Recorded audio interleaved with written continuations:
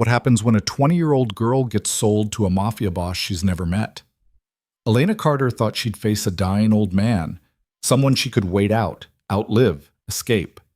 Instead, she walks into a room and finds Viktor Sokolov, young, brutal, and completely in control. Her father traded her life for a debt. Her family's survival depends on her compliance. And the man who now owns her contract doesn't negotiate, doesn't apologize, doesn't even pretend this is anything but a transaction. This is the story of a forced marriage that became something neither of them expected. If you want to see how far this goes, hit that like button and drop a comment with your city so I can see where this story reaches. Let's begin. What? The cab smelled like stale cigarettes and fake pine air freshener. Elena pressed her forehead against the cold window, watching the unfamiliar city blur past. Gray buildings, narrow streets, people who looked like they belonged here. She didn't. She was 20 years old, and she was being delivered like a package. Her father hadn't even looked at her when he'd told her. Just sat there at the kitchen table, hands shaking around a glass of something that wasn't water, and said, "You're getting married." She'd laughed, actually laughed. To who? Viktor Sokolov. The name meant nothing to her then. It meant everything now. 3 days. That's all the time she'd had between her father's confession and this moment, this cab ride through a city she couldn't pronounce, heading toward a man she'd never met. Her father owed money. A lot of money. To people who didn't forgive debts. And the only currency he had left to offer was her. "Old bastard probably won't last a year," her father had muttered, trying to convince himself as much as her. "You wait it out. You come home. Everyone's safe." Elena had wanted to scream. She'd wanted to run. But her mother's face kept flashing in her mind, pale, frightened, trying not to cry. Her younger brother, just 16, pretending to be brave. If she refused, they'd pay the price. Her father had made that very clear. So here she was. The cab slowed. Elena's pulse kicked up. She sat straighter, gripping the handle of her single suitcase. Everything she owned that mattered crammed into one bag because she'd been told to pack light. Pack like you're not coming back. The driver said something in a language she didn't understand and gestured toward a building. No, not a building. A mansion. Iron gates, stone walls, security cameras tracking every angle. This wasn't a house. This was a fortress. The gates opened. This cab rolled through. Elena's hands were sweating. She wiped them on her jeans, hating how young she felt. How small. She'd tried to dress like someone who could handle this.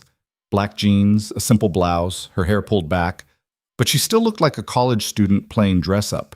Because that's what she was. The cab stopped. The driver popped the trunk. Elena stepped out, her legs unsteady, and reached for her suitcase. A man in a dark suit appeared out of nowhere and took it from her. She flinched. "This way," he said in accented English, already walking. Elena followed because what else was she supposed to do? The front door was massive, dark wood, carved with designs she didn't recognize. It opened before she reached it. Another man in a suit, older. His eyes scanned her like she was cargo, checking for damage. "Miss Carter," he said. Not a question. "Yes." "Follow me." The inside of the mansion was even more intimidating than the outside. Marble floors, high ceilings, art that probably cost more than her family's house. Everything was pristine. Cold. Beautiful in a way that felt dangerous. They walked down a long hallway. Elena's heartbeat hammered in her ears. She tried to breathe normally, tried to think. What was she supposed to say? How was she supposed to act? No one had prepared her for this. Her father had just shoved an address into her hand and told her to go. The man in the suit stopped in front of a set of double doors. He knocked once. "Come in?" The voice was deep, controlled. Elena's stomach dropped. The doors opened. The room was an office, floor-to-ceiling bookshelves, a massive desk, leather chairs. But Elena didn't notice any of that. She noticed the man standing by the window, Viktor Sokolov. He wasn't old. Her father had lied. Or he'd been lied to. Or he'd just been desperate enough to believe what he wanted to believe. Because the man turning to face her now was maybe 30, maybe younger. Tall, dark hair, sharp jawline, dressed in a suit that fit him like armor, and his eyes, cold, assessing, completely unreadable, locked onto her like a sniper finding a target. Elena forgot how to breathe. "Miss Carter," he said. His accent faint but unmistakable. He didn't smile, didn't move toward her, just stood there, waiting. She forced herself to speak. Yes. Sit. It wasn't a request. Elena sat in one of the leather chairs, her hands gripping the armrest to keep from shaking. Victor moved to the desk, leaning against it, arms crossed. He studied her in silence. 10 seconds, 20. It felt like forever. How old are you? He finally asked. 20. Something flickered across his face, too fast to read. Your father didn't mention that. He probably didn't think it mattered.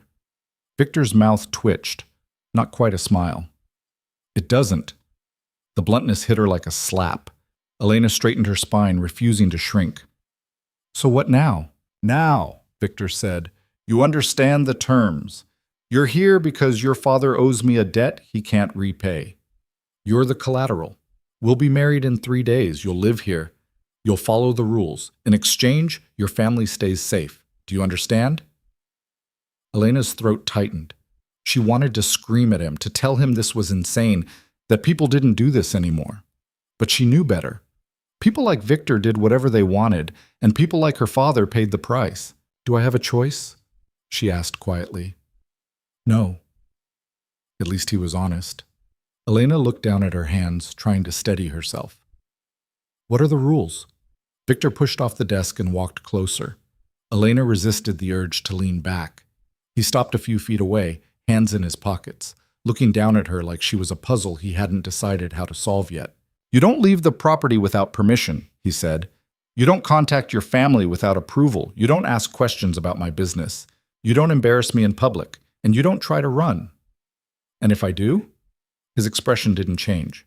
Then your family suffers the consequences. There it was, the cage, fully visible now. Elena swallowed hard, forcing herself to meet his eyes. Anything else? Yes. Victor's gaze didn't waver. You'll learn to adapt, quickly, because weakness doesn't last long in this world. Elena's jaw tightened. I'm not weak. We'll see. He turned and walked back to his desk, picking up a folder.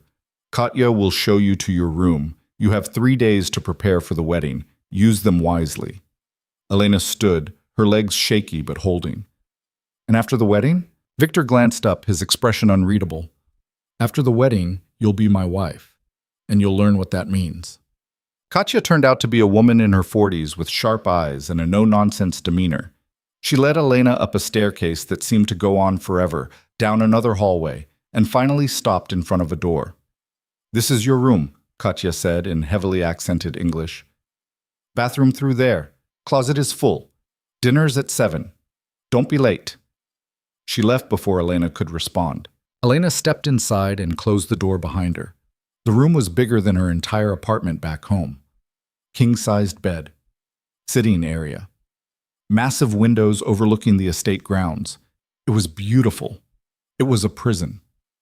She dropped her suitcase on the floor and sat on the edge of the bed, her hands shaking now that she was alone. This was real. This was happening. In 3 days, she'd be married to a man she didn't know, in a world she didn't understand, with no way out. Elena pressed her palms against her eyes, willing herself not to cry. Crying wouldn't help. Panicking wouldn't help. She needed to think. Viktor Sokolov, Mafia boss, dangerous, powerful, and young, way too young to be the dying old man her father had described, which meant her father had either been fed bad information or had been too desperate to care about the truth.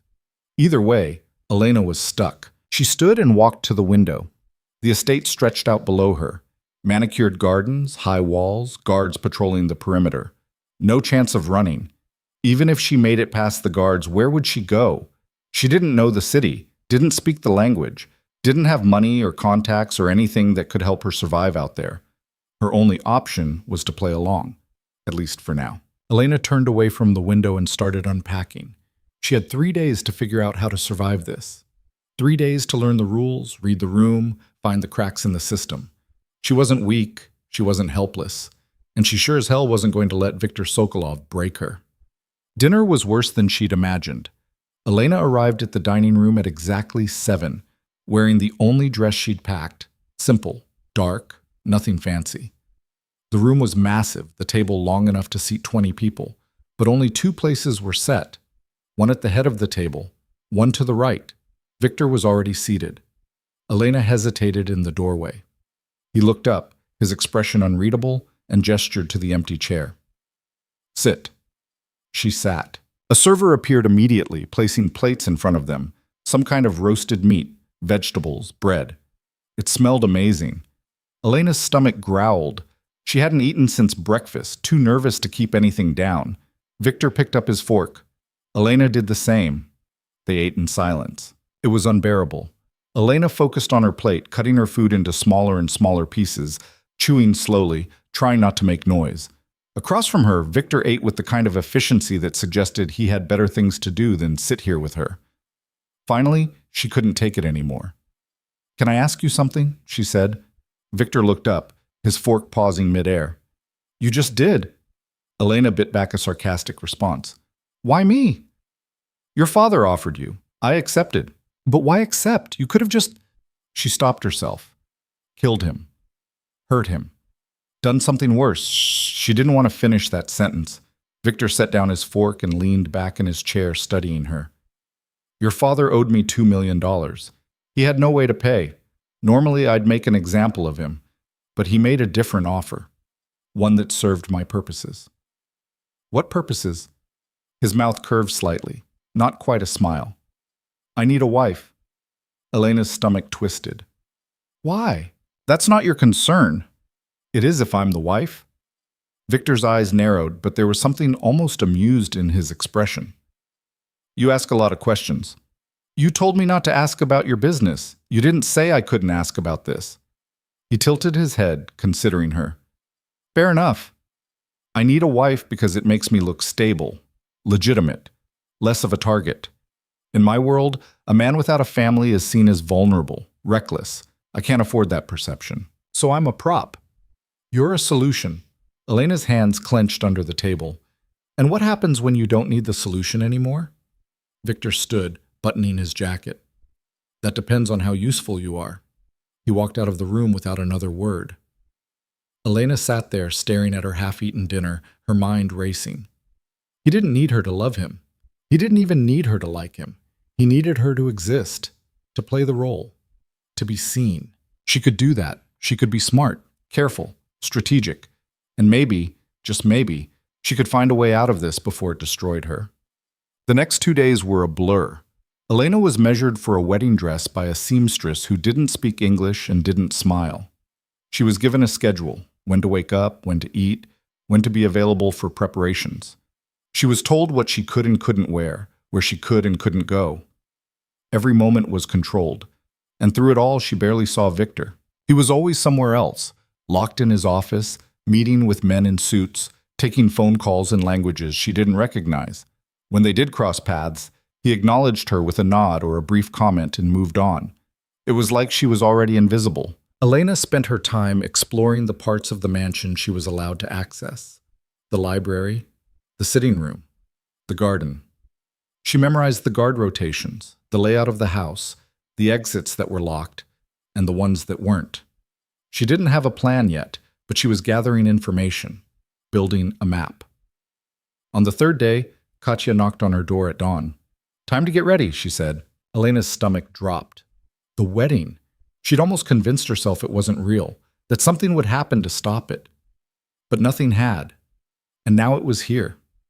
The seamstress returned with the dress, simple, elegant, white.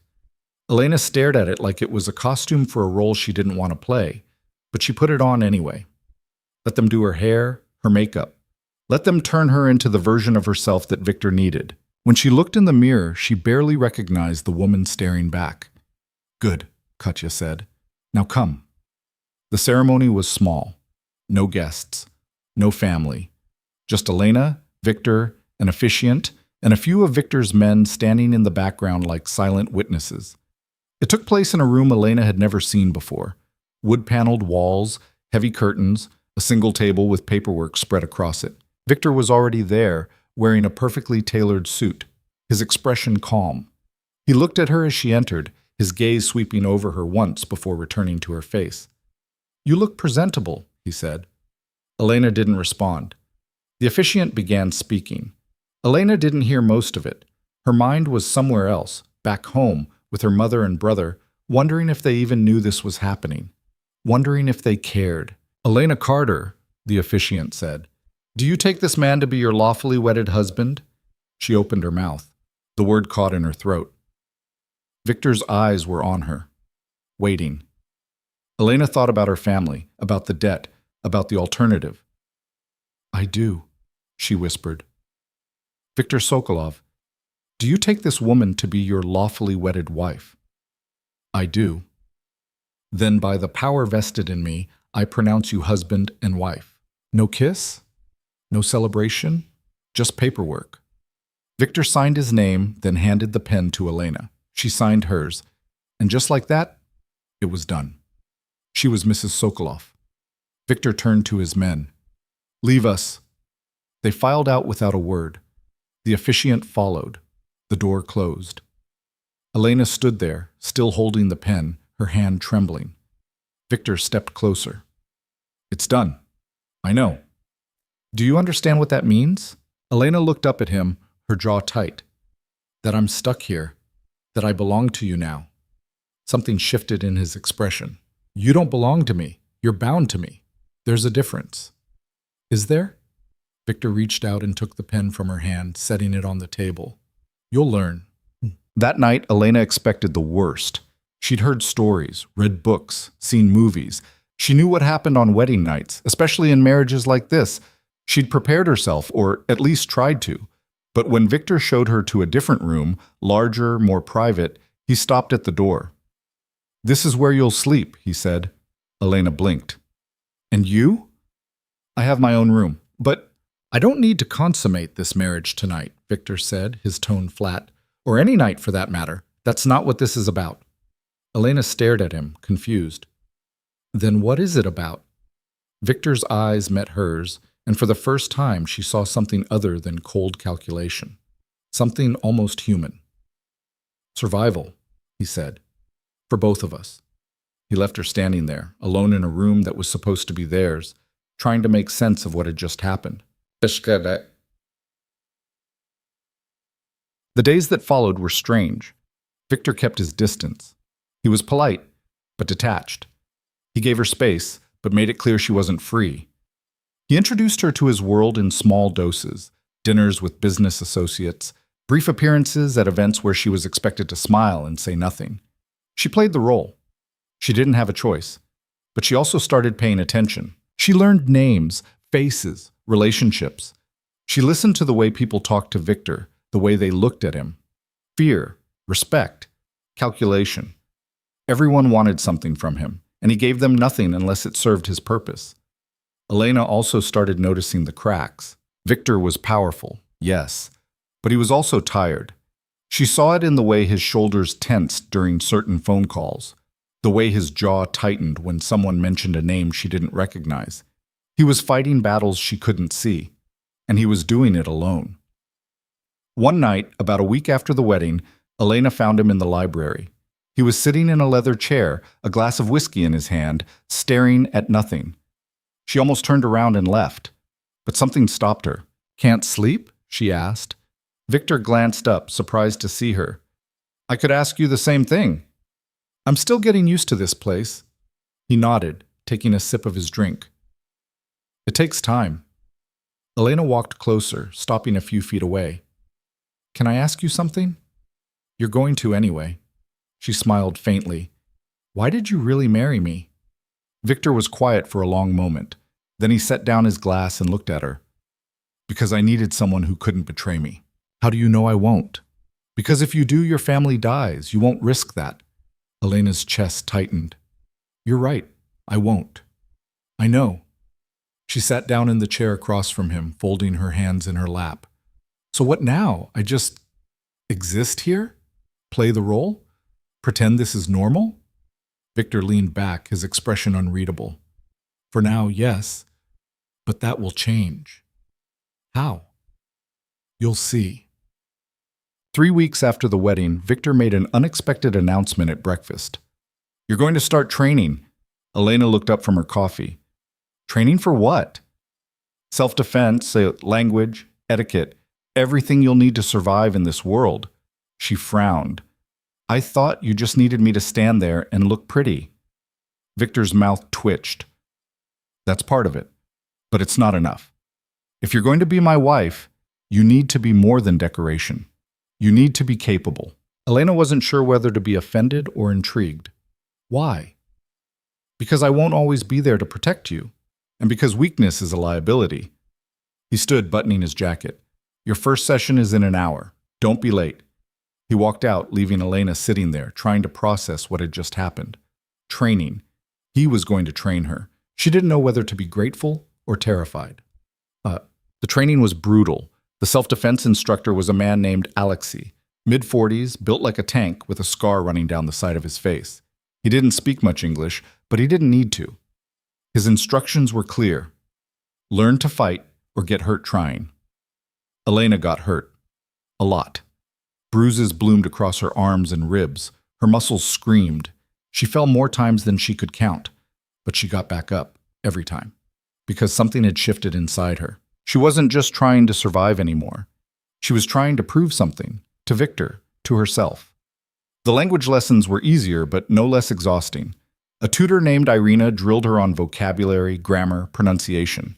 Elena's brain felt like it was going to explode, but she kept going, because every word she learned was a key, a way to understand the conversations happening around her, a way to stop being invisible. And through it all, Victor watched. He didn't say much, didn't offer encouragement or praise, but he showed up, to training sessions, to language lessons. He stood in the background, arms crossed, observing. And every time Elena caught his eye, she saw something she hadn't seen before. Interest. 2 months in, everything changed. Victor announced they'd be attending a gala, a high society event where powerful people gathered to make deals and show off their wealth. Elena would be expected to attend, to be seen, to play the role of the perfect wife. You'll need a dress, Victor said. Katya will take you shopping. Elena nodded, her stomach churning. She'd been to exactly one formal event in her life, her high school prom. This was going to be different. Katya took her to a boutique that didn't have prices on anything, which Elena took as a bad sign. The saleswoman measured her, brought out dresses, made suggestions. Elena felt like a doll being dressed up. But when she tried on the final option, a deep emerald gown that fit her perfectly, something clicked. She looked different, older, stronger, like someone who could belong in Victor's world. Katya nodded approvingly. Good. He'll like this. Elena wasn't sure why that mattered, but a small part of her hoped it was true. What? The gala was overwhelming. The ballroom was massive. Chandeliers, marble floors, tables covered in white linens and gold accents. Everyone was dressed to impress. Diamonds glittered. Champagne flowed. And everywhere Elena looked, people were watching. Victor kept her close. His hand rested lightly on the small of her back as they moved through the crowd, a subtle claim. He introduced her to people whose names she forgot immediately, whose smiles didn't reach their eyes. This is my wife, Elena, he said again and again. And every time she smiled, nodded, played the part. But she also listened. She caught fragments of conversations, business deals, alliances, threats disguised as pleasantries. This wasn't just a party, it was a battlefield. Halfway through the evening, a man approached them, tall, silver-haired, with a smile that made Elena's skin crawl. Victor, the man said in accented English. I didn't know you'd remarried. Dmitri? Victor replied, his tone neutral. This is Elena. Dmitri's eyes swept over her, lingering too long. Charming. Though I'm surprised you chose someone so young. Elena felt Victor's hand tighten slightly on her back. A warning. To her or to Dmitri, she wasn't sure. Youth has its advantages, Victor said calmly. Dmitri laughed. I'm sure it does. Tell me, Elena, are you enjoying your new life? It was a test. Elena could feel it. Everyone nearby had gone quiet, listening. She met Dmitri's gaze, refusing to look away. I'm learning a lot. I'm sure you are. Dmitri's smile widened. Though I wonder how long that innocence will last in a world like ours. Elena felt anger flare in her chest. She was tired of being underestimated, tired of being dismissed. Innocence, she said carefully, and ignorance aren't the same thing. I'm observant enough to know when someone's testing me, and smart enough not to fail.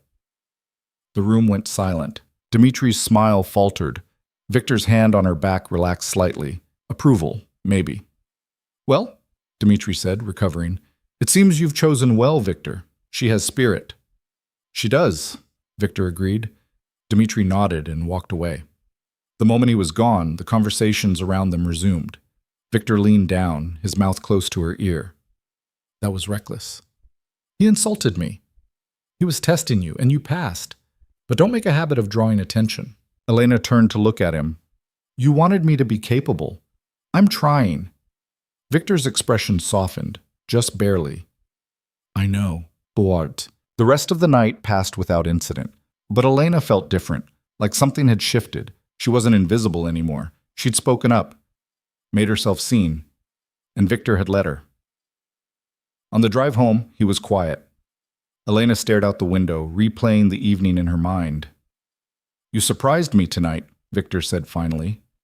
Elena glanced at him. Good or bad? Both. She frowned. What does that mean? Victor looked at her, his expression unreadable. It means you're more than I expected, and that complicates things. How? He didn't answer, just turned back to the window. But Elena didn't need an answer. She'd seen the way he looked at her tonight. Not like property, not like a solution, like a person. And that terrified her more than anything else. The weeks that followed the gala felt different. Elena couldn't pinpoint exactly what had changed, but something had. Victor was still distant, still controlled, but there were moments, brief, fleeting, where the wall between them seemed thinner. He started joining her for breakfast more often. Not every day, but enough that it became a pattern. They didn't talk much. Victor would read reports on his tablet while Elena worked through her language exercises.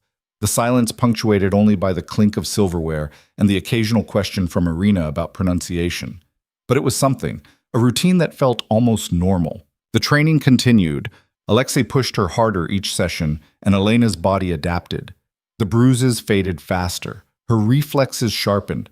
She learned to anticipate his moves, to counter instead of just defend. One morning, she actually managed to flip him, a move she'd practiced 100 times but never successfully executed. Alexei hit the mat with a grunt, then looked up at her with something that might have been respect. Again, he said. Elena's lungs burned, sweat dripping down her spine, but she got into position. Again. Victor was watching from the doorway. She didn't know how long he'd been there, but when she glanced over, he gave her a single nod before walking away. That nod meant more than it should have. The language lessons were paying off too. Elena could understand fragments of conversations now, enough to know when people were talking about her, or about Victor, or about things they thought she couldn't comprehend. She kept her face neutral, filed away the information, and said nothing. Irina noticed. You're a fast learner, she said one afternoon, closing her textbook. Faster than most. I'm motivated, Elena replied. Yes, I can see that. Irina studied her for a moment. Can I give you some advice? Elena nodded. Be careful how much you let them see.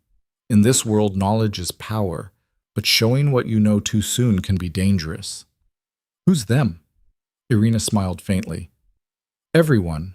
The conversation stuck with Elena. She started being more deliberate about what she revealed. She'd nod along in conversations she fully understood, pretending ignorance. She'd ask questions she already knew the answers to, gauging reactions. She was learning to play a different kind of game, and Victor noticed. One evening, he called her into his office. Elena knocked and entered, finding him seated behind his desk, a glass of whiskey in front of him. Sit, he said. She sat. Victor leaned back in his chair, studying her. You're doing well.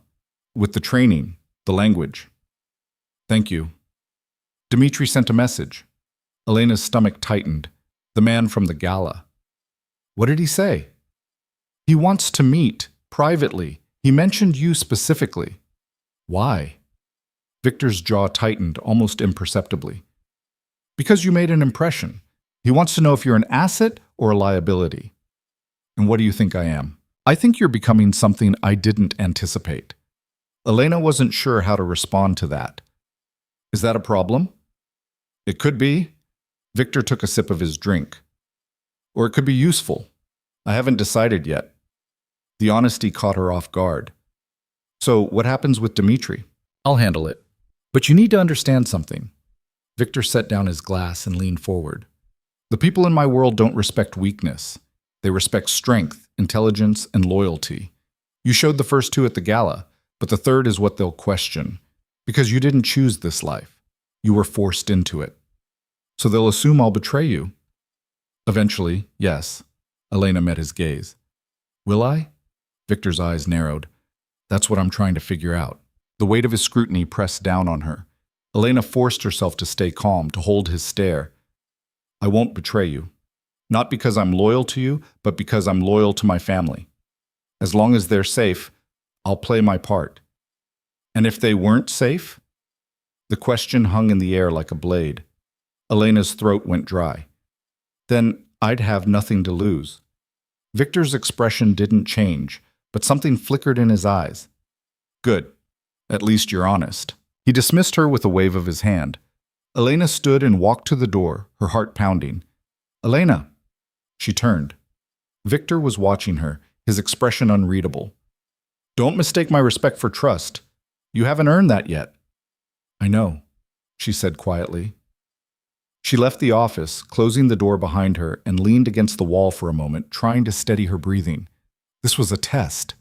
Everything was a test, and she couldn't afford to fail. The following week, Victor announced they'd be attending another event, this time a private dinner at Dmitri's estate.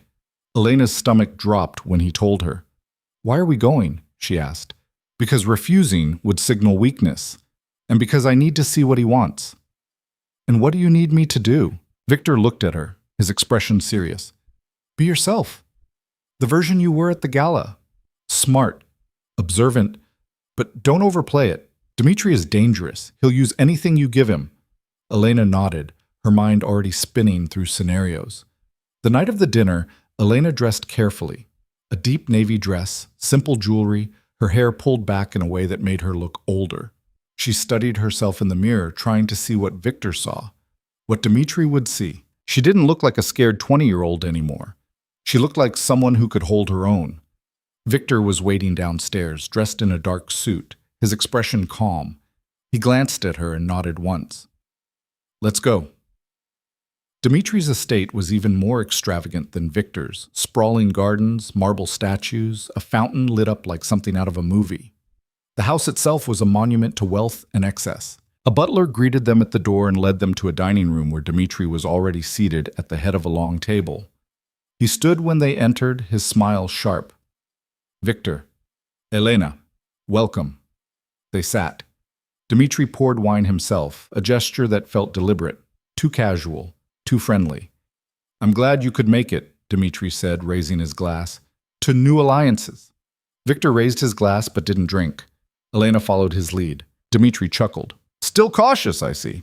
I suppose that's why you've lasted this long. The dinner began. The food was elaborate, course after course, each more excessive than the last. Elena ate sparingly, her attention divided between the conversation and the room itself. Guards posted at every exit, security cameras in the corners. This wasn't just a dinner, it was a display of power. Dmitri asked questions, polite on the surface, but Elena could hear the calculation underneath. Where was she from? How did she and Victor meet? What did she think of her new life? Elena answered carefully, revealing nothing that mattered, deflecting with questions of her own. She could feel Victor's attention on her, gauging her responses. You've adapted quickly, Dmitri said, leaning back in his chair. Most women in your position would still be struggling. I'm not most women. Dmitri's smile widened. No, I can see that. Tell me, Elena, do you understand the world you've married into? I'm learning. And what have you learned? Elena set down her fork and met his gaze. That everyone wants something, and that trust is a commodity no one can afford. Dmitri laughed, a genuine sound that seemed to surprise even him. Victor, you've found a sharp one. I like her. Victor's expression remained neutral. I'm glad you approve. Approve? Dmitri leaned forward. I'm impressed. Most of the wives in our circles are ornamental, pretty, obedient, silent. But Elena here has a mind. That's rare. It is, Victor agreed. Dmitri's gaze shifted between them, calculating. Tell me, Victor, why her? You could have chosen anyone, someone with connections, with family power. Why a girl with nothing? The question was an insult wrapped in curiosity. Elena's hands clenched under the table. Victor's voice was cold, because she has something the others don't. And what's that? She has nothing to lose. The words hit Elena like a punch. She kept her face neutral, but inside something twisted. He was right. She had nothing, no power, no leverage, just the threat hanging over her family. Dmitri considered this, then nodded slowly. Interesting strategy. A wife who can't betray you because the cost is too high. But what happens when that changes? It won't, Victor said. You sound very certain. I am. The conversation moved on, but Elena barely heard it. Her mind was stuck on Victor's words. She has nothing to lose. It was true. And it was the only reason she was still alive, still useful. But it also meant she was replaceable. After dinner, Dmitri suggested they move to the sitting room for drinks. Elena followed, her nerves on edge. This was taking too long. Whatever Dmitri wanted, he hadn't revealed it yet. They settled into chairs near a fireplace. Dmitri poured vodka, straight, no ice. I'll get to the point, Dmitri said, handing Victor a glass. I have a business opportunity, one that requires discretion and trust. I'm extending the offer to you because we've worked together before, but I need to know you're stable. I am. Are you? Dmitri glanced at Elena. A new wife, a sudden marriage. It raises questions. Victor's expression didn't change. My personal life doesn't affect my business. Doesn't it? Dmitri took a sip of his drink. Forgive me, but I need assurance. This deal is worth 20 million. I can't afford mistakes. What kind of assurance? Dmitri set down his glass and looked directly at Elena. I want to know she's committed, not just to you, but to this life. Because if she's not, she's a risk. And risks have a way of becoming problems. Elena's pulse quickened. This was the real test. Victor's voice was calm, but there was an edge to it. Elena is my wife. That's all the assurance you need. Is it? Dmitri leaned forward. Then let her speak for herself. Elena, are you committed to this life, to Victor? Or are you just playing a role until you find a way out? The room went silent. Elena felt Victor's eyes on her, along with Dmitri's. She thought about lying, about saying what they wanted to hear. But Irina's advice echoed in her mind. Be careful how much you let them see. I'm here because I have to be, Elena said slowly. My family's safety depends on it. That's not a secret. But I'm also smart enough to know that survival means adaptation. So yes, I'm committed. Not out of love or loyalty, but out of necessity. And in this world, isn't that more reliable than either? Dmitri stared at her, then burst out laughing. Remarkable. Absolutely remarkable. Victor, she's wasted on you. Victor's jaw tightened, but he said nothing. Dmitri stood, still chuckling. All right, I'm satisfied. We'll move forward with the deal. I'll have my people send over the details. Victor stood as well. Good. They shook hands. Elena rose, her legs unsteady but holding. As they walked to the car, Victor didn't say a word. Elena could feel the tension radiating off him. She'd said something wrong, or maybe something too right. The drive home was silent. When they arrived, Victor went straight to his office without a word. Elena stood in the foyer, her heart pounding, unsure if she'd just saved herself or condemned herself. She went to her room and changed, her mind replaying the evening over and over. She'd been honest, maybe too honest, but what else could she have said? A knock on the door startled her. Come in, she called. Victor entered. He didn't look angry. He looked tired. That was risky, he said.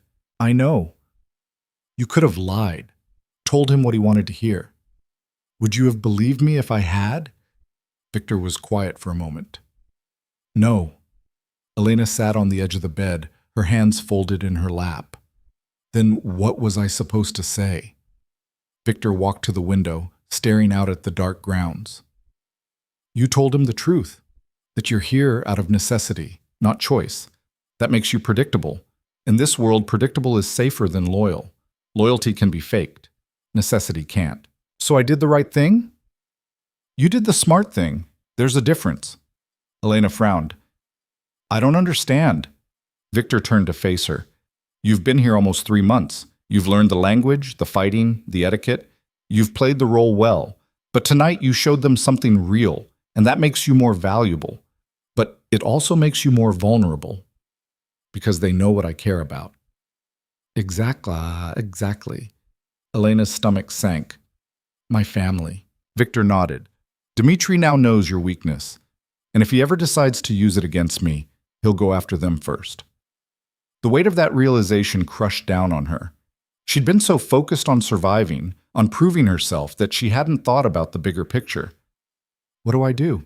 She asked quietly. Victor crossed the room and sat in the chair across from her. You keep doing what you're doing. You get stronger, smarter, you become someone they can't use, and you trust me to protect what matters. Why would you do that?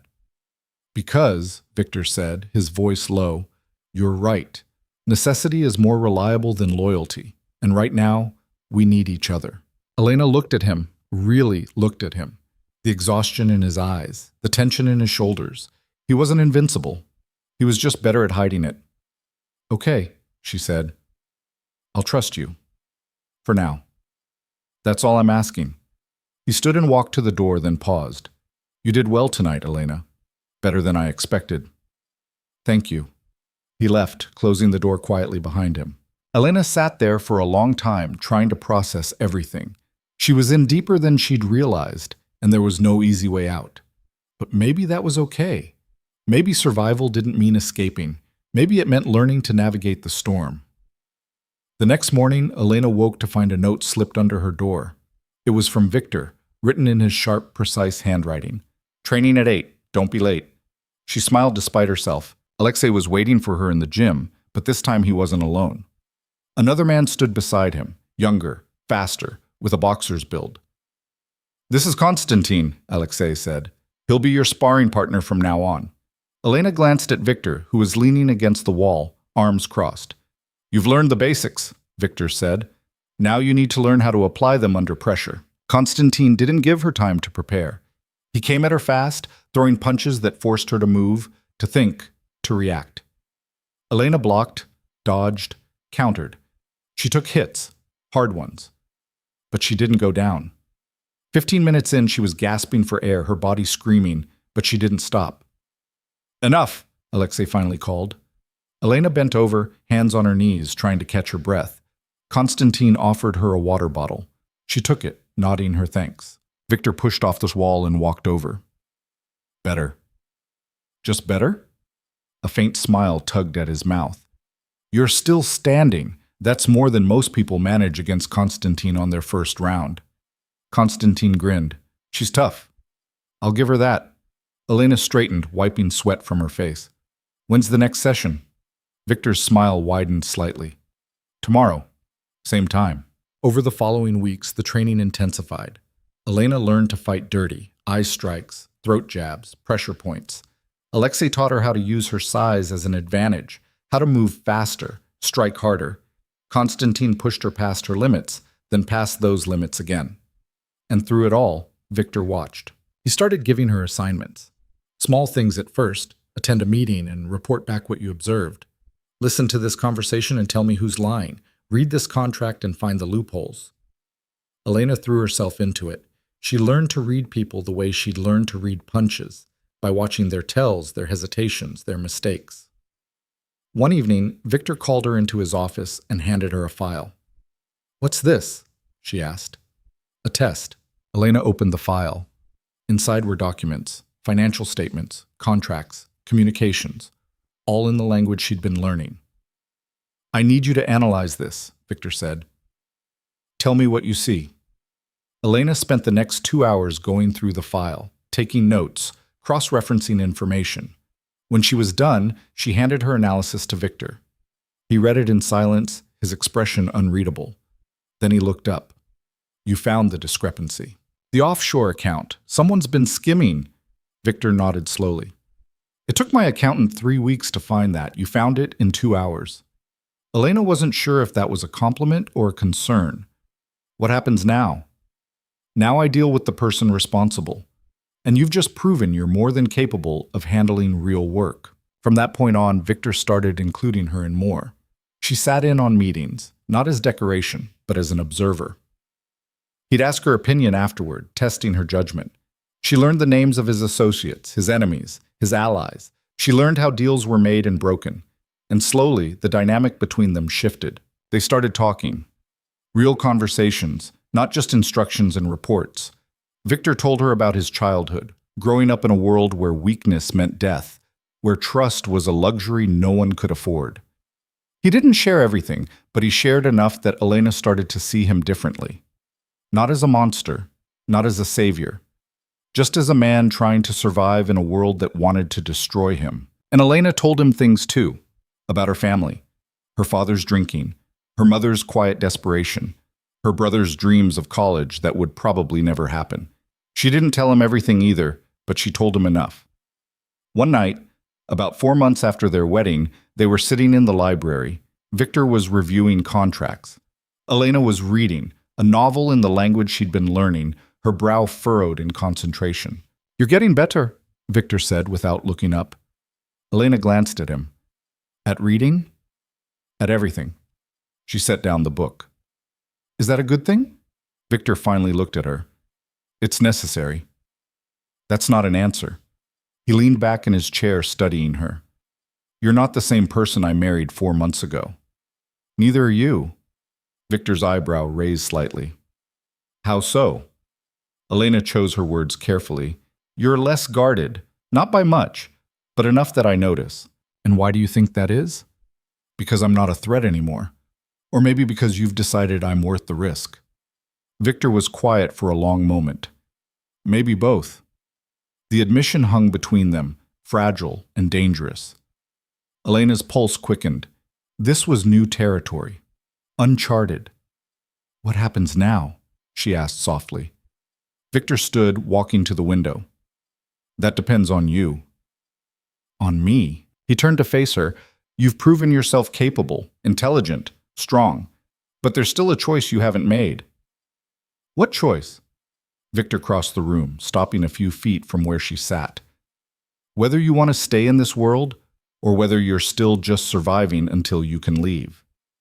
Elena's breath caught. "I can't leave. My family." "Your family is safe. I've made sure of that. The debt is paid. They're protected. You could leave tomorrow if you wanted to." The words hit her like a slap. "What?" "The debt was settled 2 months ago. I didn't tell you because I wanted to see what you'd do. Whether you'd stay because you had to or because you chose to." Elena stood, her mind reeling. "You've been lying to me for 2 months? I've been testing you." Anger flared in her chest. "Testing me? You bastard! I let you think exactly what you needed to think to survive, and you did. You're still here because I thought I had to be. And now you don't." Victor's voice was calm, maddeningly calm. "So what are you going to do?" Elena stared at him, her hands shaking. She could leave. Right now. Pack her bags and go. Her family was safe. She didn't owe Victor anything. But even as the thought formed, she knew it wasn't that simple. She'd spent 4 months learning this world, building skills, proving herself. She'd become someone different, someone stronger. And Victor, damn him, had seen that, had pushed her to become that person. "I hate you right now," she said quietly. "I know. You manipulated me." "Yes. And you don't even feel bad about it." Victor's expression softened slightly. "I do, actually. But I needed to know if you'd stay by choice. Because if you're going to be part of this world, it has to be your decision, not mine." Elena closed her eyes, trying to steady herself. "Why does it matter?" "Because I'm asking you to stay. Not as someone I own, but as someone I choose to have beside me." She opened her eyes. Victor was watching her, his guard down in a way she'd never seen before. "What are you saying?" she whispered. "I'm saying this started as a transaction, but it doesn't have to stay that way. You've proven you belong here, and I want you to stay. Not because you have to, but because you want to." Elena's heart was racing. This was insane, all of it. But somehow, standing there in that library, looking at Viktor Sokolov, the man who'd bought her, controlled her, pushed her, she realized something terrifying. She didn't want to leave. Not because she loved him. She wasn't sure she even liked him most days. But because she'd found something here. Power, purpose. A version of herself she never knew existed. "If I stay," she said slowly, "it's on my terms." "What terms?" "I'm not your property. I'm your partner, equal. You don't make decisions about my life without me, and you sure as hell don't lie to me again." Victor's mouth curved into a smile, a real one. "Deal." He held out his hand. Elena stared at it for a moment, then took it. They shook, and something between them clicked into place. Not love, not yet, but something that could become it, or something just as dangerous. The handshake lasted longer than it should have. Elena felt the warmth of Victor's palm, the calluses she hadn't noticed before, the steadiness of his grip. When she pulled away, something in the air between them had changed, settled into place like a foundation finally poured. "So what now?" she asked. Victor walked back to his desk, pouring 2 glasses of whiskey. He handed one to Elena. She took it, even though she'd never been much of a drinker. "Now," he said, raising his glass, "we figure out what kind of partnership this is going to be." They drank. The whiskey burned going down, but Elena welcomed it. Proof that this moment was real. Over the next few weeks, Victor kept his word. He started including her in decisions, real ones, not just tests. When a shipment deal went south, he asked her opinion on how to handle it. When a rival family made overtures about a potential alliance, he wanted her assessment of their intentions. Elena threw herself into it. She studied the players in Victor's world like she was preparing for an exam. She learned who owed what to whom, which alliances were solid, and which were held together by nothing but fear. She sat in on meetings where men twice her age talked about millions of dollars like it was pocket change, and she listened, cataloging every word. But she also pushed back when she disagreed. And Victor, to her surprise, listened. "You're making a mistake," she said one evening, after he'd outlined a plan to cut ties with a supplier who'd been skimming product. Victor looked up from the contract he was reviewing. "Explain." "If you cut him off completely, he'll go to your competitors. He knows too much about your distribution network. Better to keep him close, reduce his access gradually, make him think he's still valuable while you build a replacement pipeline." Victor considered this. That takes time. Less time than rebuilding from scratch, after he sells everything he knows to Dmitri or whoever else will pay. A slow smile spread across Victor's face. "You're learning to think like them." "Like you," Elena corrected. "Is there a difference?" She didn't answer that. Victor took her advice. The supplier stayed on, his role slowly diminished, his access carefully managed. 6 weeks later, when Victor had a new pipeline in place, the man was let go with a generous severance and a very clear understanding of what would happen if he talked. "You were right," Victor told her that night. Elena was sitting in the library, working through a stack of financial reports he'd given her to review. She looked up. "About what?" "The supplier. Your way was better." "I know." Victor laughed, an actual laugh, not the cold amusement she'd seen him show others. It changed his whole face, made him look younger. Human. "You're getting cocky," he said. "I'm getting good." Same thing in this world. Elena set down her pen. "Can I ask you something?" "Always." "Why me? And don't give me the nothing-to-lose speech. There had to be other options." Victor sat down across from her, his expression thoughtful. "Do you want the honest answer?" "That's why I'm asking." "I was tired," he said simply. "Tired of the games, the politics, the constant calculation. Everyone in this world wants something from me. Power, money, protection, access. They smile and shake my hand and plot behind my back. I needed someone who didn't want any of that. Someone who'd tell me the truth because they had no reason to lie." "And you thought a girl you bought from her desperate father would be honest?" "I thought desperation makes people predictable. And I was right. You've been honest from the start because you couldn't afford not to be." Elena wasn't sure whether to be offended or impressed by the logic. "And now that I could leave, but I'm choosing to stay? Now I'm curious to see what you'll become." The answer should have bothered her, should have felt like she was still just an experiment, a project. But there was something in the way he said it, not coldly, but with genuine interest, that made it feel different. "What do you want me to become?" she asked. Victor leaned forward, his elbows on his knees. Someone who can stand beside me. Not behind me, not in my shadow. Beside me. The weight of that statement settled over Elena.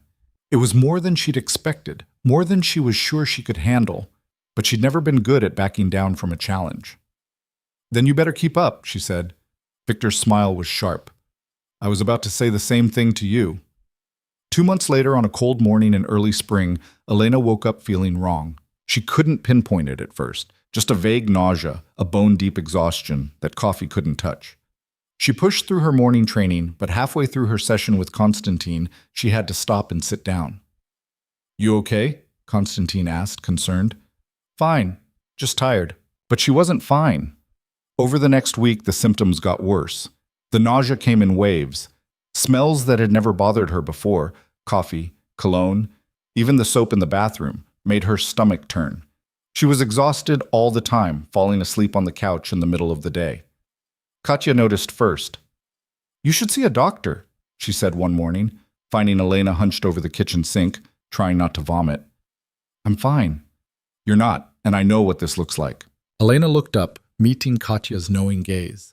Her stomach dropped, and it had nothing to do with the nausea. "No," she said. "That's not... We haven't..." But even as she said it, her mind was racing back. The night of their 6-month anniversary.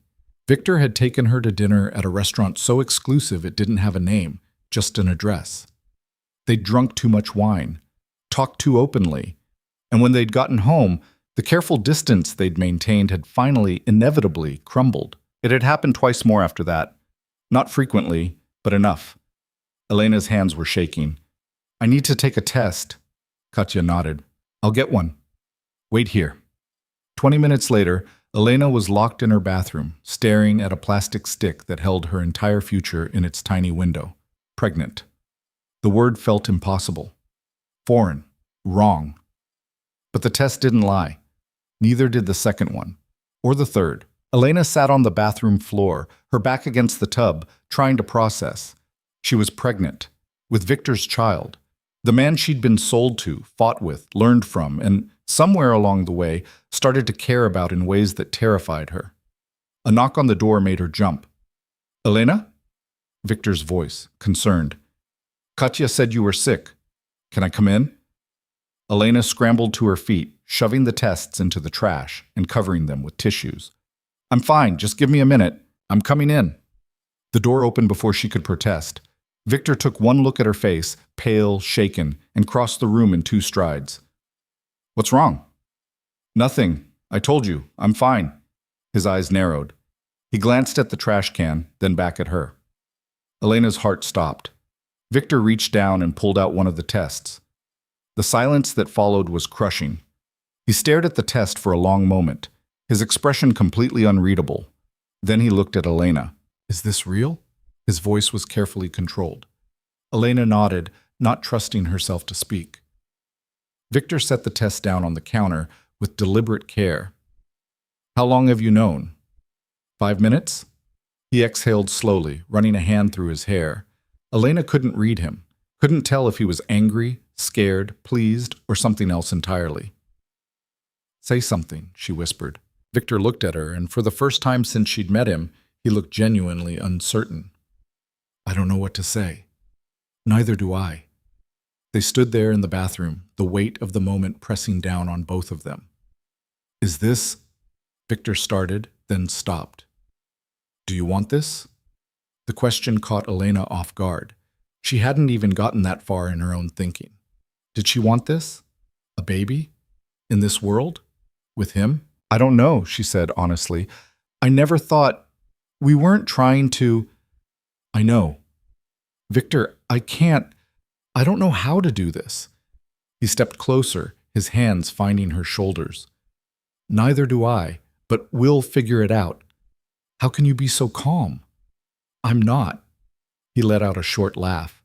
"I'm terrified, but panic won't help either of us." Elena's eyes stung. She blinked hard, refusing to cry. "What do we do?" "First you see a doctor, make sure everything's okay. Then we make a plan." "A plan for what?" Victor's hands tightened slightly on her shoulders. for keeping you both safe. Because if word gets out that you're pregnant, you become a target, and I can't let that happen." The reality of that hit her hard. She wasn't just carrying a baby. She was carrying Viktor Sokolov's heir.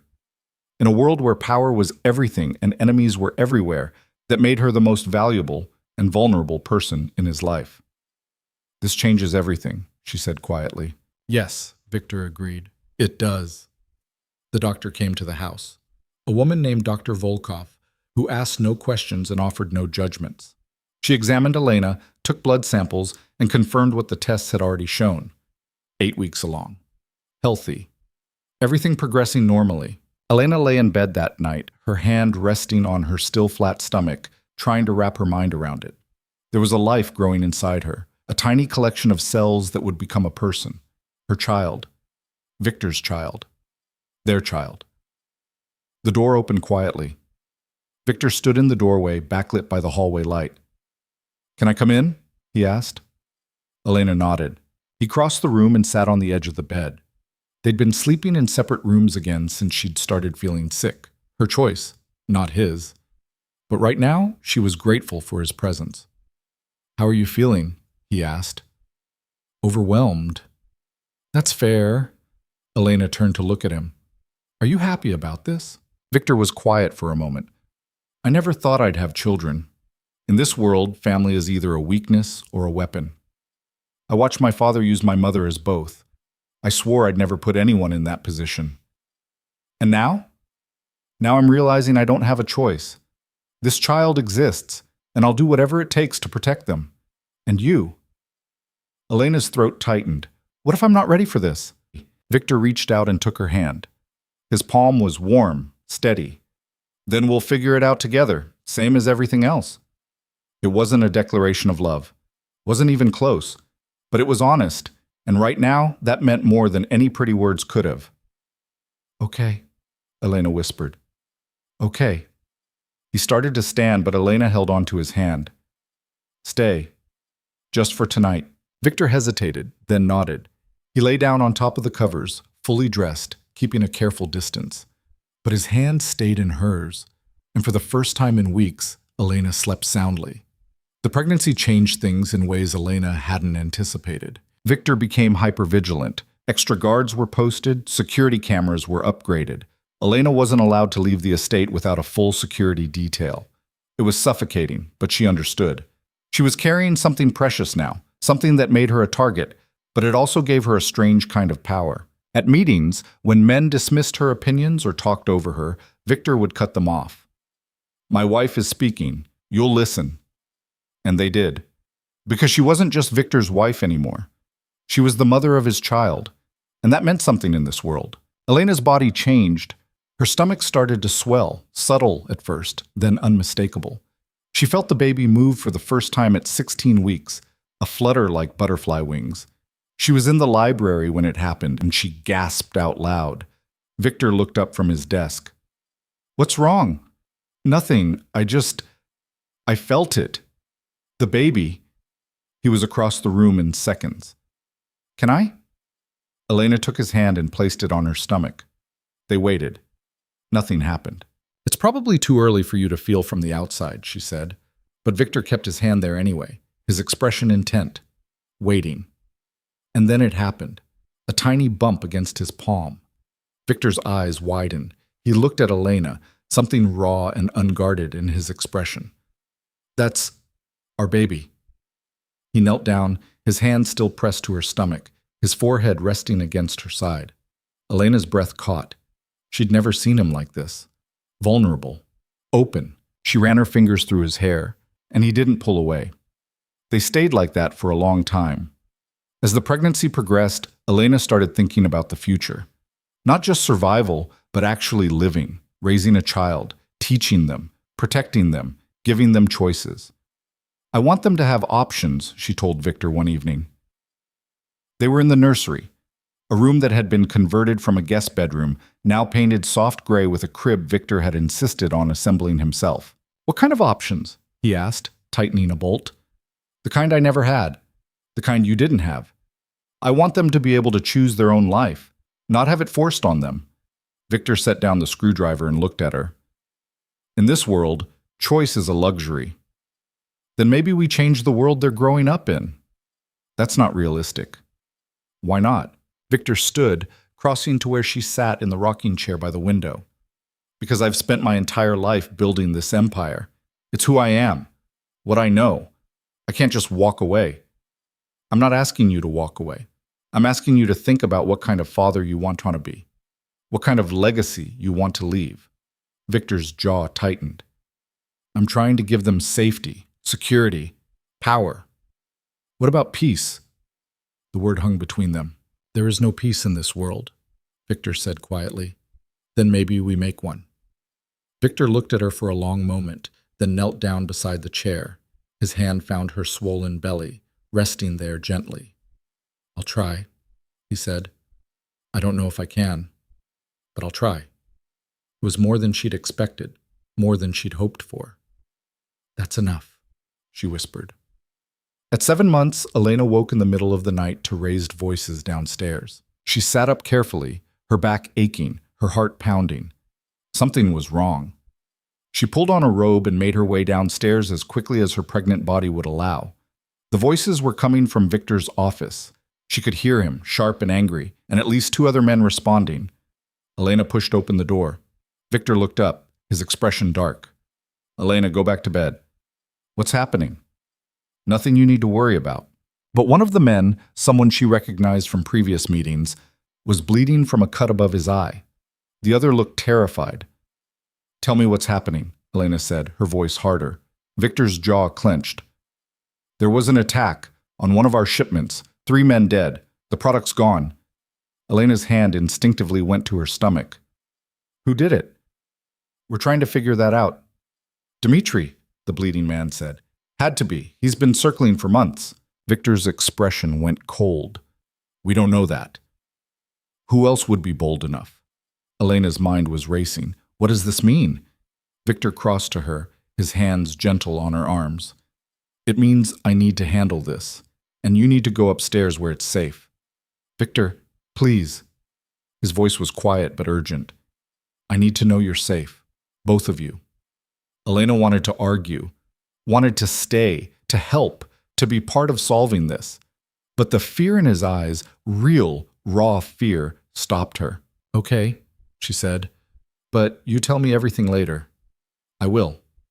She went back upstairs, but she didn't sleep. She sat by the window, watching the grounds, watching the extra guards that materialized from nowhere, watching the cars that came and went through the night. Victor didn't come to bed. In the morning, she found him in his office, still in yesterday's clothes, his eyes bloodshot. Did you sleep at all? She asked. No. Elena crossed to him, taking the coffee cup from his hands and setting it aside. Talk to me. It was Dmitri. We have proof now. He's making a move. What kind of move? The kind that starts a war. Elena's blood ran cold. What are you going to do? Victor looked at her, and she saw the weight of every decision he'd ever made carved into his face. I'm going to end this, before it gets worse, before it touches you or our child. How? You don't want to know. Yes, I do. Victor stood pacing to the window. I'm going to meet with him. One final time. Make it clear that if he comes after what's mine again, I won't show mercy. And if he doesn't listen? Victor didn't answer. He didn't have to. Elena crossed to him, placing her hand over his. Then I'm coming with you. Absolutely not. He knows about me, about the baby. If you go alone, I'm the weakness he'll exploit later. But if I'm there, if he sees I'm not some helpless girl hiding behind you, it changes the calculation. It's too dangerous. Everything about this life is dangerous. At least let me be part of protecting it. Victor turned to face her fully. Elena, I'm not asking permission, she said firmly. I'm telling you, we're partners, remember? That means I get a say in this. Victor stared at her, conflict warring in his expression. Finally, he exhaled. You stay in the car, guarded. You don't come inside unless I say so. Fine. And if anything goes wrong, anything, you leave. You don't wait for me. You get yourself and our baby somewhere safe. Victor, that's the deal. Take it or I lock you in this house and double the guards. Elena knew he'd do it. Okay, I agree. The meeting was set for the following evening at neutral ground, a warehouse on the edge of the city. Elena dressed carefully, wearing black, her hair pulled back. She looked like someone who belonged in this world now, not the scared 20-year-old who'd arrived in a cab 8 months ago. The drive was tense. Victor sat beside her, his hand resting on her knee, his thumb tracing absent circles. A comfort gesture, though Elena wasn't sure if he was comforting her or himself. Whatever happens, he said quietly, know that I... He stopped, started again. You and the baby. You're everything. You understand that? Elena's heart clenched. I understand. The warehouse came into view. Cars were already there, Dmitri's people. Victor's men surrounded their vehicle. Victor turned to Elena. Remember, you stay here. I remember. He kissed her forehead, quick, fierce, then stepped out of the car. Elena watched him walk toward the warehouse, flanked by his men, his posture radiating controlled danger. She pressed her hand to her stomach, feeling the baby kick in response. Your father's going to handle this, she whispered, and we're going to be fine. She hoped she wasn't lying.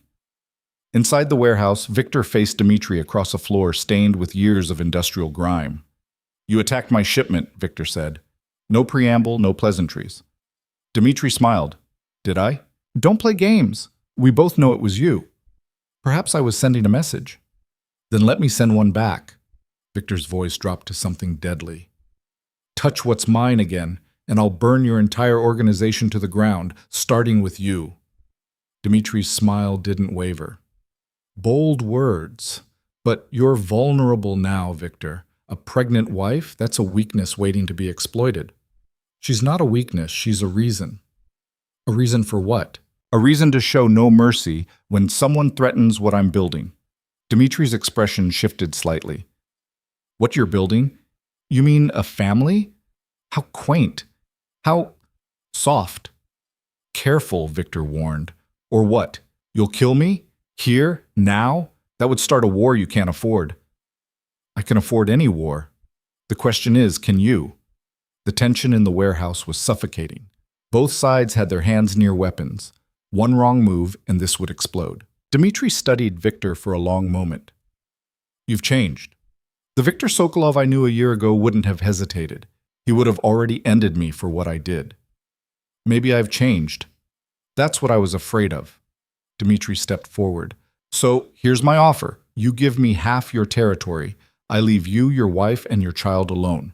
You get to play house. I get what I want. Everyone wins. Victor laughed, cold and humorless. You think I'd give up half my empire for peace? I think you do it for her, for that baby, because you're not the man you used to be, and we both know it.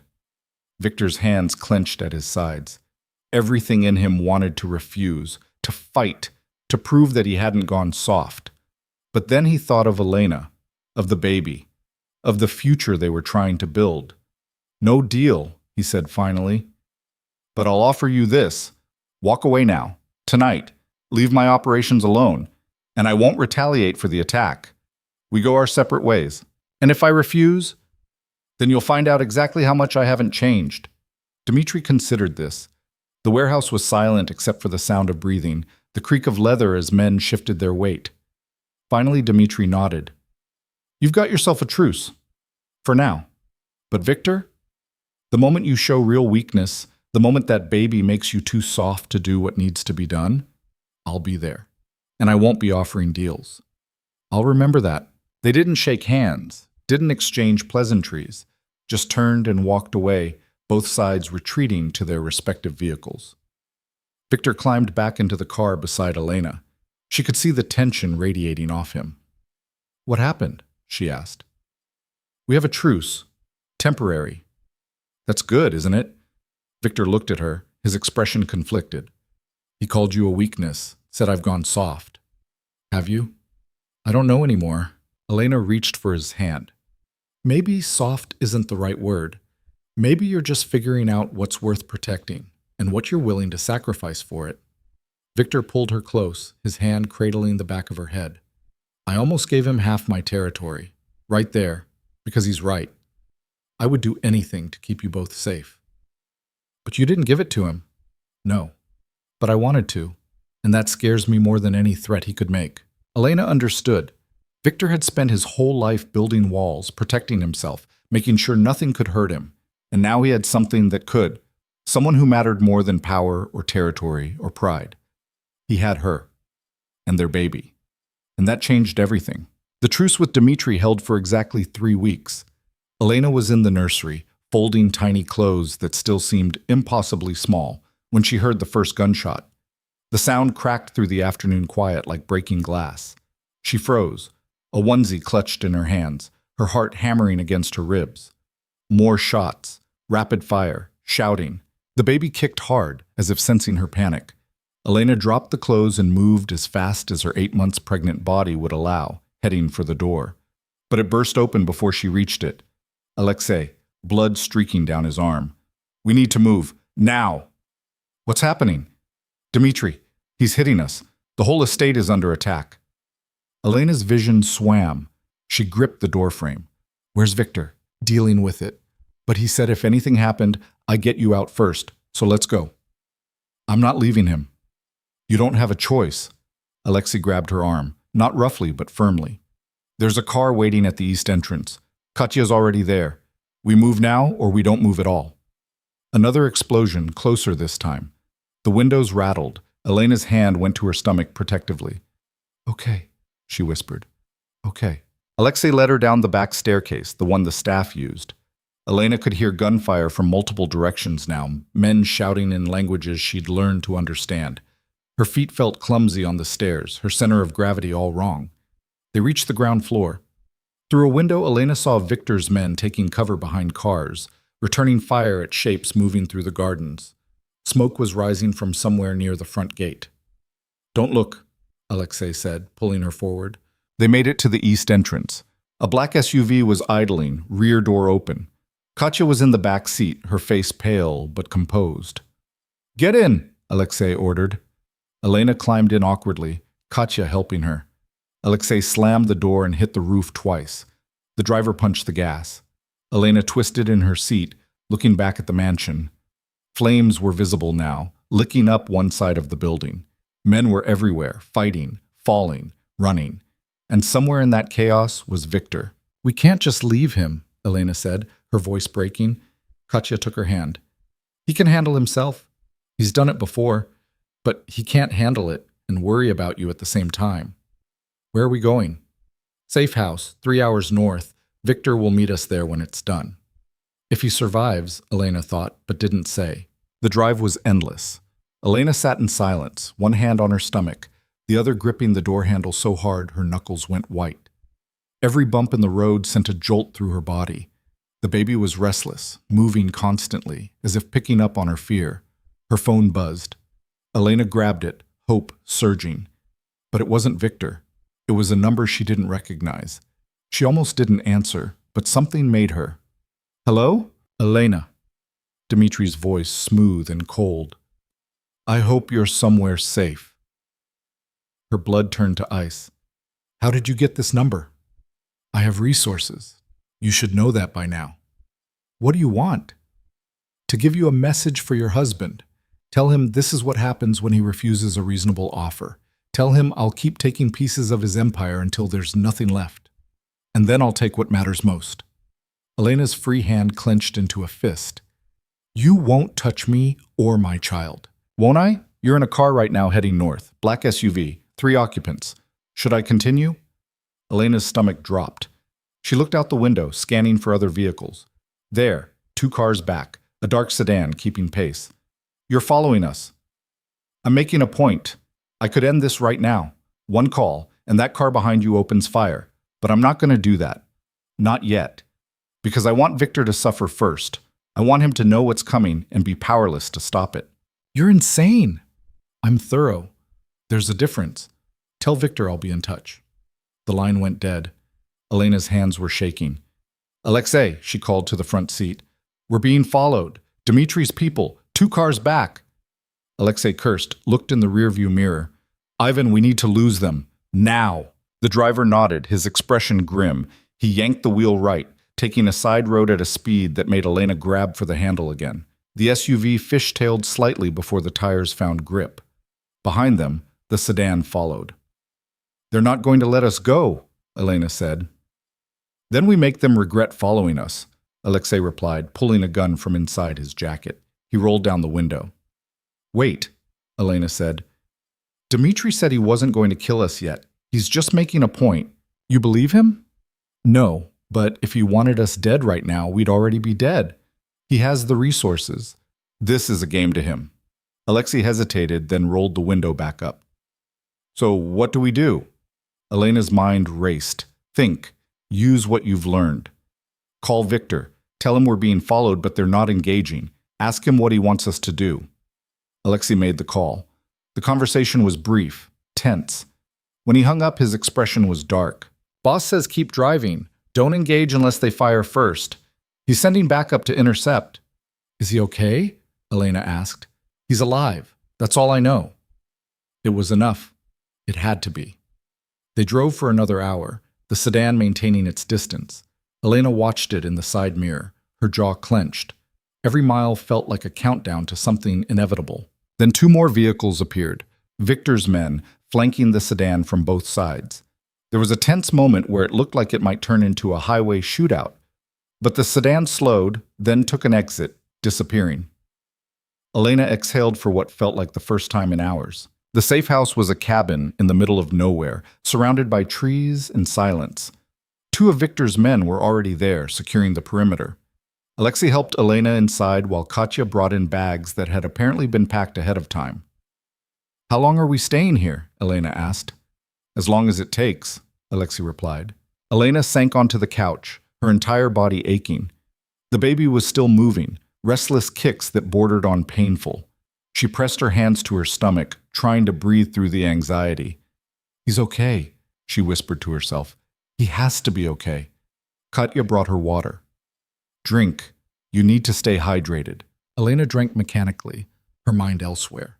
She kept seeing the mansion on fire, hearing the gunshots, imagining Victor in the middle of it all. He'd survived this kind of thing before. He'd told her stories about past attacks, close calls, moments where everything hung by a thread. But this felt different. This felt personal. Her phone rang. Victor's name on the screen. She answered before the first ring finished. "Are you alive?" "Yes." His voice was rough, exhausted. "Are you safe?" "We're at the safe house." "Victor, what happened?"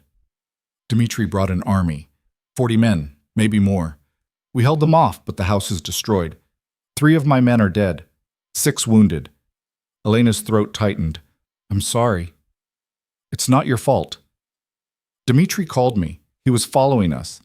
He said this is just the beginning." Victor was quiet for a moment. "I know. He called me too. Made demands." "What kind of demands?" "The kind I won't meet. Elena, I need you to listen to me very carefully. You need to stay at the safe house until I come get you, no matter how long it takes. Don't trust anyone except Alexei and Katya. Don't answer calls from numbers you don't recognize. And if anything feels wrong, you run. You understand? I'm not running without you." "Elena, no. We're partners, remember? We face this together." Victor's exhale was heavy. "You're carrying our child. That makes you the priority, not me. And you're the father of that child. So you're a priority too." Stubborn woman.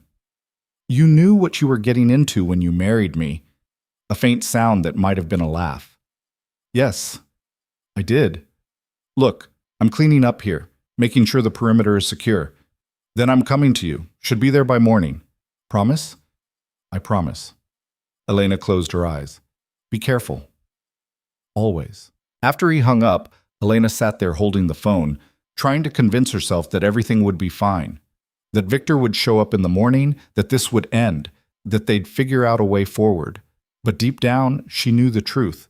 This wasn't going to end cleanly. Dmitri had shown his hand, and Victor would have to respond. The question was how far he'd be willing to go. Elena woke the next morning to the sound of cars pulling up outside.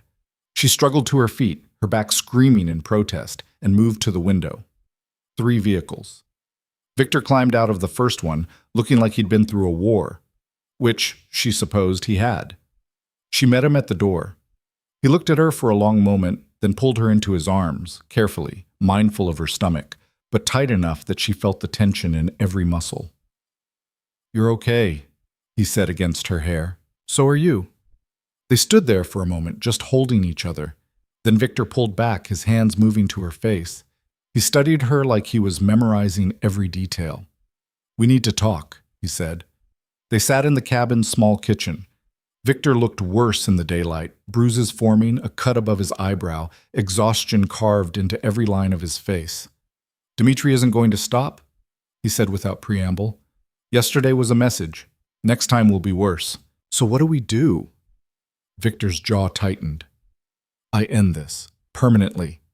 Elena's stomach clenched. "You mean kill him?" "Yes." She'd known it was coming. In this world, there weren't many other options. But hearing Victor say it out loud made it real. "When?" she asked.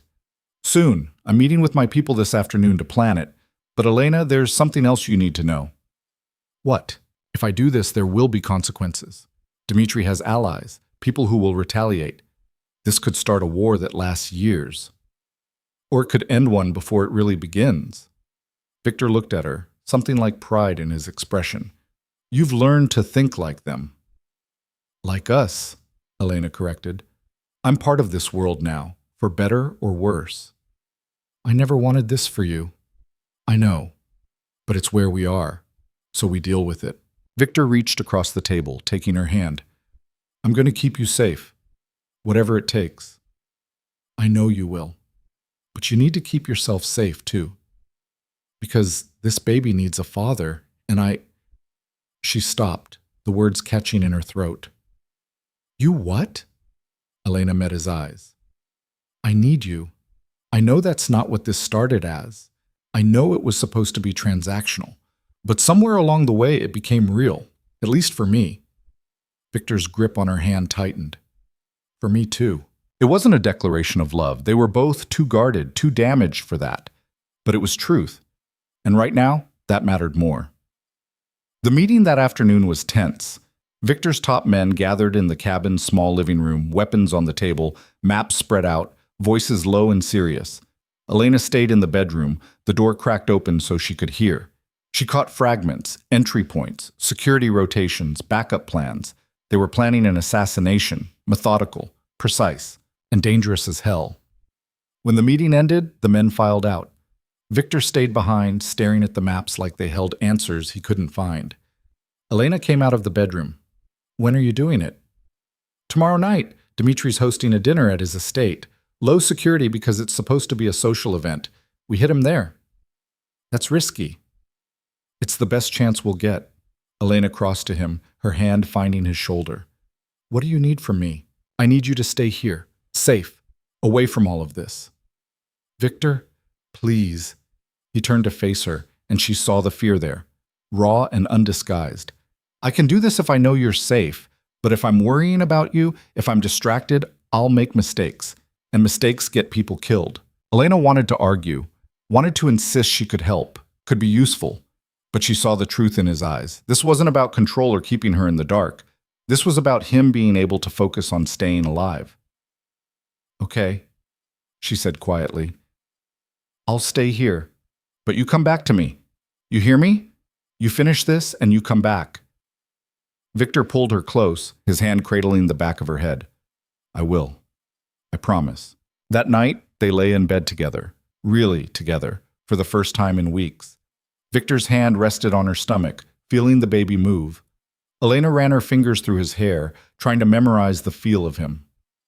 "What do you think it is?" Victor asked quietly. "Boy or girl?" "I don't know. Does it matter?" "No, as long as they're healthy." Elena smiled. "What kind of father do you think you'll be?" Victor was quiet for a long moment.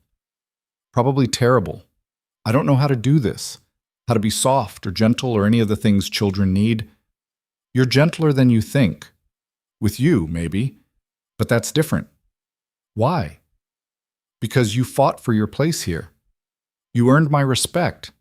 A child doesn't have to do that. They just exist.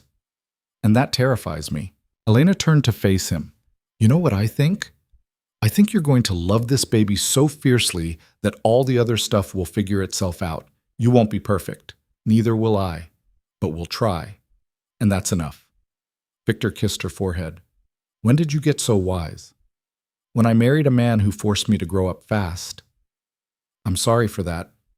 I'm not. Not anymore. They fell asleep like that, tangled together, holding on like the world was trying to pull them apart, because it was. The next evening, Elena watched Victor prepare. He dressed in all black, checked his weapons with the kind of practiced efficiency that should have been frightening but wasn't. This was who he was, what he'd been trained to do. Be smart, she told him at the door. Not brave, smart. Victor smiled faintly. I'll do my best. That's all I'm asking. He kissed her, long and deep, like he was trying to say everything he didn't have words for. Then he was gone. Elena stood at the window watching the taillights disappear into the darkness. Katya came to stand beside her. He'll be fine, Katya said. I've seen him survive worse. Have you? Yes, many times. He's careful, calculated. He doesn't take unnecessary risks. Elena wanted to believe that, but she'd also seen the look in his eyes when he talked about ending Dmitri. There was anger there, personal fury, and that made people reckless. Hours passed. Elena tried to distract herself, reading, pacing, organizing things that didn't need organizing. The baby was active tonight, rolling and kicking like they knew something was happening. Your father's going to be fine, Elena whispered to her stomach. He has to be. Midnight came and went. Then 1 in the morning, 2. Elena's phone rang at 2:47 a.m. Her heart stopped.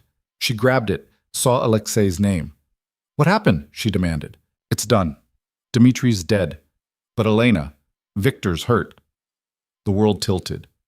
How bad? Bad enough. He took 2 bullets. We're bringing him to you now. Dr. Volkov is already on her way. Is he going to... Elena couldn't finish the sentence. I don't know. He's conscious, talking, but there's a lot of blood. Elena's hands were shaking so hard she almost dropped the phone. How long until you get here? 20 minutes? Maybe less? Okay, just keep him alive, please. We're trying. The next 20 minutes were the longest of Elena's life. She paced the cabin, her mind racing through worst-case scenarios. Katya tried to get her to sit down, to stay calm for the baby's sake, but Elena couldn't. If Victor died, if he didn't make it, she couldn't finish that thought either. Headlights appeared. Elena was out the door before the cars fully stopped. They were carrying Victor. His shirt was soaked with blood, his face pale, but his eyes were open. He saw her and tried to smile. Told you I'd come back, he managed. You idiot, Elena said, tears streaming down her face. You absolute idiot. They got him inside, laid him on the kitchen table. Dr. Volkov arrived minutes later, already barking orders. Elena was pushed aside, told to wait in the other room. She couldn't watch, couldn't breathe. She sank onto the couch, her hands pressed to her stomach, and prayed to anything that might be listening. The surgery took hours. Elena sat frozen, listening to the muffled sounds from the kitchen. At one point, she heard Victor cry out in pain and had to bite down on her fist to keep from running to him. Finally, Dr. Volkov emerged. She was covered in blood, exhausted, but her expression was calm. He'll live, she said. One bullet went through his shoulder, clean, the other lodged near his ribs. I got it out, stopped the bleeding. He needs rest and antibiotics, but he'll recover. Elena's knees went weak. She would have fallen if Katya hadn't caught her.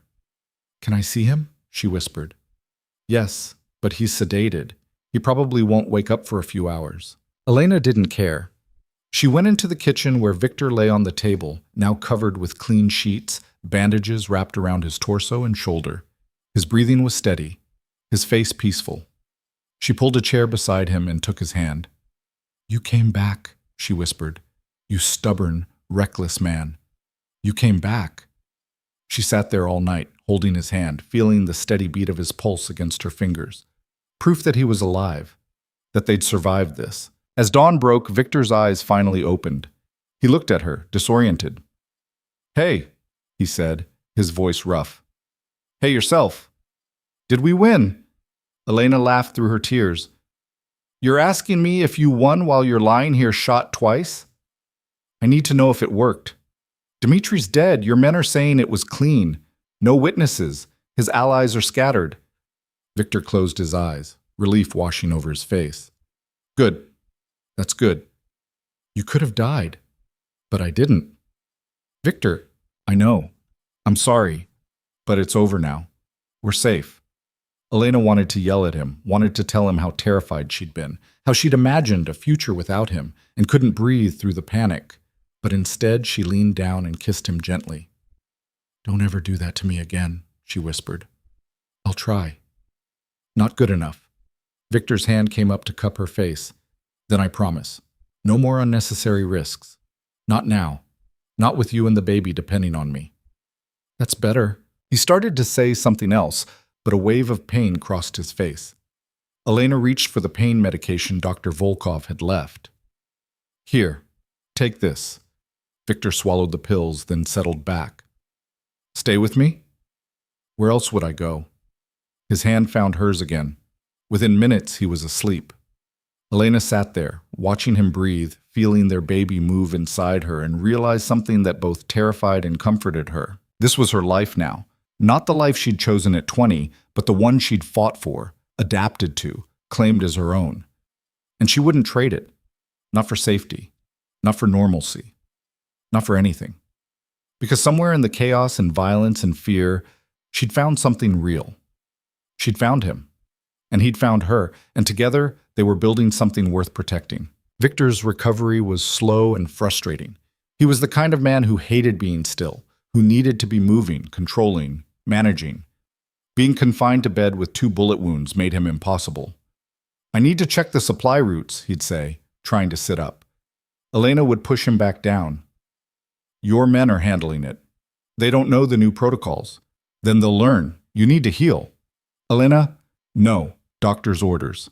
And mine. He'd glare at her, then wince because glaring required tensing muscles that were still stitched together. Elena would hand him more pain medication, and he'd take it, grumbling. But there were quiet moments, too. Times when the medication made him drowsy and honest in ways he never was when fully alert. One afternoon, 3 days after the shooting, he reached for her hand. I'm sorry, he said. Elena looked up from the book she'd been reading. For what? For all of it. For buying you. For forcing you into this world. For making you watch me nearly die. Elena set down the book. You didn't force me to stay. You gave me the choice, remember? I chose this. You shouldn't have had to choose. Maybe not. But I did. And I'd make the same choice again. Victor studied her face. Why? Elena thought about it. Really thought about it. Because you saw something in me that I didn't see in myself. You pushed me to be stronger, smarter, more capable than I ever thought I could be. You didn't treat me like I was fragile or stupid or disposable. You treated me like I mattered. You do matter. I know. That's why I stayed. Victor pulled her closer, carefully, mindful of his injuries. I love you. I don't think I've ever said that before. To anyone. But I love you. Elena's breath caught. She'd known it, on some level. Had felt it in the way he protected her, the way he looked at her, the way he'd risked everything to keep her safe. But hearing him say it made it real. I love you too, she whispered. Even though you're stubborn and controlling and you make terrible decisions when you're angry. Victor laughed, then groaned. Don't make me laugh, it hurts. Then stop being lovable. I'll try. They sat there in comfortable silence, Elena's head resting carefully on his uninjured shoulder, feeling the baby move between them. It was the most peaceful moment they'd had in months. But peace, Elena was learning, was always temporary in their world. Victor was back on his feet 2 weeks later, against Dr. Volkov's advice. He moved stiffly, favoring his right side, but he moved. And with movement came the return to business. The power vacuum left by Dmitri's death was substantial. His territory, his operations, his contacts, all of it was up for grabs. Victor's men were already moving in, securing what they could, but there were others circling too. Rivals who saw opportunity in the chaos. We need to consolidate quickly, Victor said at a meeting with his top people. Elena sat beside him now, no longer just an observer, but an active participant. Before someone else decides they want what Dmitri left behind. What about his lieutenants? One of the men asked. Some of them are still operational. Offer them a choice. Work with us or find new employment, but make it clear there's no third option. And if they choose wrong, Victor's expression went cold. Then they chose wrong. Elena watched the meeting unfold, watched Victor operate with the kind of ruthless efficiency that had built his empire. But she also saw the toll it took. The tension in his shoulders, the way he unconsciously touched his injured ribs. He was strong, but he wasn't invincible. After everyone left, Elena confronted him. You're pushing too hard. You need more time to recover. I don't have time. If I show weakness now, everything falls apart. You're not showing weakness. You're showing common sense. Victor shook his head. In this world, there's no difference. Elena grabbed his arm, forcing him to look at her. Then change the world. You keep saying it's impossible, but you haven't tried. You just keep playing by the same rules that almost got you killed. And what would you have me do? Walk away? Retire? Become a civilian? No. But you could build something different, something that doesn't require you to risk your life every other week. Victor pulled away, walking to the window. This is all I know, Elena. Violence, power, control. I don't know how to be anything else. Then learn. The same way I learned your language. The same way I learned to fight. You're not stupid. You're just scared. He turned sharply, anger flashing in his eyes. I'm not scared. Yes, you are. You're terrified of being vulnerable, of admitting that maybe there's more to life than survival and dominance. You're scared that if you step back, even a little, everything you've built will disappear. Because it will. Maybe. Or maybe it'll transform into something better. They stared at each other, the tension thick between them. Finally, Victor's shoulders sagged. I don't know how to do that, he said quietly. So we figure it out together, like everything else. Victor was quiet for a long time. Then he nodded. Okay, but not yet. First, I need to finish consolidating Dmitri's territory. Make sure we're secure. Then we can talk about what comes next. It wasn't the answer Elena wanted, but it was progress. I'll hold you to that. I know you will. 2 weeks before her due date, Elena's water broke in the middle of a business dinner. They were hosting a group of potential partners, men who controlled shipping routes that Victor wanted access to. Elena was playing her role perfectly, charming and intelligent, asking the right questions, laughing at the right moments. And then she felt it, a sudden warmth, a pressure releasing. She looked down and saw the puddle forming beneath her chair. Victor, she said calmly, interrupting a conversation about tariffs, we need to go, now. He looked at her, saw her face, saw the water. His expression shifted from businessman to panic in half a second. The baby?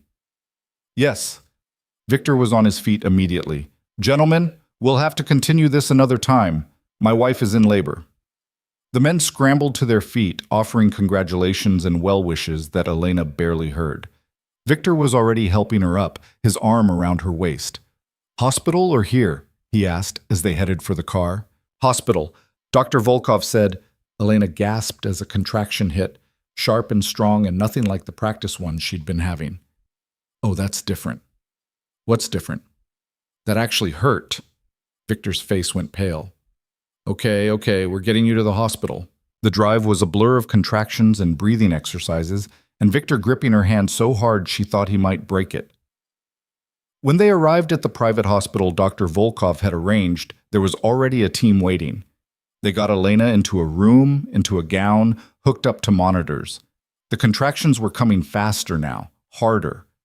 Elena had taken classes, read books, thought she was prepared. She wasn't prepared. This is awful, she gasped between contractions. Why didn't anyone tell me it would be this awful? Victor was beside her, looking helpless in a way she'd never seen. What do you need? What can I do? Invent time travel and prevent me from getting pregnant. Despite everything, Victor laughed. Little late for that. Dr. Volkov checked her progress. You're at 6 centimeters, still a ways to go. How many more ways? 4 centimeters. Could be an hour. Could be 6. Elena wanted to cry, but instead she grabbed Victor's hand and squeezed through the next contraction. It was 4 hours. 4 hours of pain that made Elena reconsider every decision she'd ever made. But Victor stayed beside her the entire time, letting her squeeze his hand, curse at him, blame him for this entire situation. "I hate you right now," she gasped. "I know. I'm never doing this again. Okay? I mean it. I believe you." Another contraction. Elena screamed. Finally, Dr. Volkov said the words Elena had been waiting for. "You're ready to push." What followed was the hardest physical effort of Elena's life. Harder than any training session with Alexei. Harder than anything she'd ever imagined. But with Victor beside her, with Dr. Volkov coaching her through it, she pushed. And pushed. And pushed. And then, at 3:47 in the morning, a baby's cry filled the room. "It's a girl," Dr. Volkov announced, holding up a tiny, squirming, perfect human. Elena was sobbing. Victor was crying, actually crying, tears streaming down his face. Dr. Volkov placed the baby on Elena's chest, and the world narrowed to that moment. This tiny person, covered in vernix and blood, and utterly beautiful. "Hi," Elena whispered. "Hi, baby girl. We've been waiting for you." The baby's eyes opened, dark, unfocused, trying to make sense of this bright new world. Elena touched her tiny hand and the fingers curled around hers instinctively. Victor leaned down, his hand covering both of theirs. "She's perfect." "She is." They stayed like that for a long time, just the three of them, in a bubble of exhaustion and joy and overwhelming love. Later, after Elena had been cleaned up and moved to a recovery room, after the baby had been weighed and measured and declared healthy, Victor sat in the chair beside the bed holding his daughter. He looked terrified. "I have no idea what I'm doing," he said. "Neither do I, but we'll figure it out. What if I mess her up? What if I'm too hard on her or too controlling or... Victor, look at her." He did. The baby was sleeping, her tiny chest rising and falling, her face peaceful. "You love her already," Elena said. "I can see it, and love is the foundation for everything else. We'll make mistakes. Probably a lot of them. But we'll also show up every day and try to do better. That's all anyone can do." Victor looked at Elena, his expression vulnerable in a way she'd never seen. "I want to be a good father." "Then you will be. It's that simple." They named her Sophia. No middle name, no family tradition, just Sophia, clean and beautiful and entirely her own. The first weeks were chaos. Elena had read about newborn sleep schedules, but reading about it and living it were completely different things. Sophia woke every 2 hours, demanding to be fed, changed, held. Elena was exhausted in a bone-deep way she hadn't known was possible. But Victor surprised her. He took to fatherhood with the same intensity he brought to everything else. He learned to change diapers, to swaddle, to rock Sophia to sleep at 3 in the morning so Elena could rest. He read parenting books with the focus of someone studying for war. "It says here we should do tummy time," he announced one morning. "She's 2 weeks old." "The book says it's important for development." Elena smiled, exhausted but happy. "Okay, let's do tummy time." They laid Sophia on a blanket on the floor. She immediately started crying. Victor looked panicked. "Is she hurt?" "She just doesn't like it. The book said that might happen." "So what do we do?" "We try again tomorrow." Victor looked at his daughter, at her red, scrunched-up face, and carefully picked her up. Sophia stopped crying almost immediately, settling against his chest. "I don't think I can make her cry," Victor said, "even for her own good." Elena laughed. "You're going to be a complete pushover, aren't you?" "Probably." It was in these small moments that Elena saw the man Victor was becoming. Not the ruthless boss who commanded fear and respect. Not the husband who'd bought her from her desperate father, but a father who was gentle and patient and willing to learn. One night, when Sophia was 6 weeks old, Elena found Victor in the nursery at 2 in the morning. He was just standing by the crib, watching their daughter sleep. "You okay?" Elena asked softly. "I was thinking about my father," Victor said. "About how he saw family as a weakness. How he used people, even the ones who loved him. And I realized I spent my whole life trying not to be him, but I was doing it by avoiding everything he ruined: family, connection, love." Elena moved beside him, slipping her hand into his. "And now? Now I realize the way to not be him isn't to avoid what he corrupted. It's to do it right. To protect without controlling, to lead without dominating, to love without expecting anything in return." He looked at Elena, his eyes bright in the dim light. Sophia is going to have choices, real choices. Not the kind I had, where every option led to the same place. I'm going to build something different for her. How? Victor took a breath. I'm stepping back. From the violence, from the expansion, from the constant battles. I'm consolidating what we have, putting good people in charge of the operations, and transitioning to legitimate business. It'll take time, years probably, but I'm done risking my life. I'm done being the kind of man who might not come home. Elena's throat tightened. You mean that? I do. You were right. I was scared. Scared of being weak, of losing everything, of proving everyone right who said I couldn't be more than what I was. But I'm more scared of Sophia growing up without a father, of you raising her alone because I was too stubborn to change. Elena turned to him, her hands finding his face. I'm proud of you. Don't be. Not yet. I haven't done it yet. I've just decided to try. That's enough. That's everything. They stood there in the nursery holding each other, their daughter sleeping peacefully nearby. And Elena felt something she hadn't felt in a long time. Hope. The transition wasn't easy. Victor had to convince his men that he wasn't going soft, that stepping back from the violent side of the business didn't mean weakness. Some understood, some didn't. Those who didn't were quietly encouraged to find opportunities elsewhere. Victor poured money into legitimate enterprises, real estate development, import-export businesses that didn't involve anything illegal, technology startups. He was meticulous about it, using the same strategic mind that had built his criminal empire to build something legal.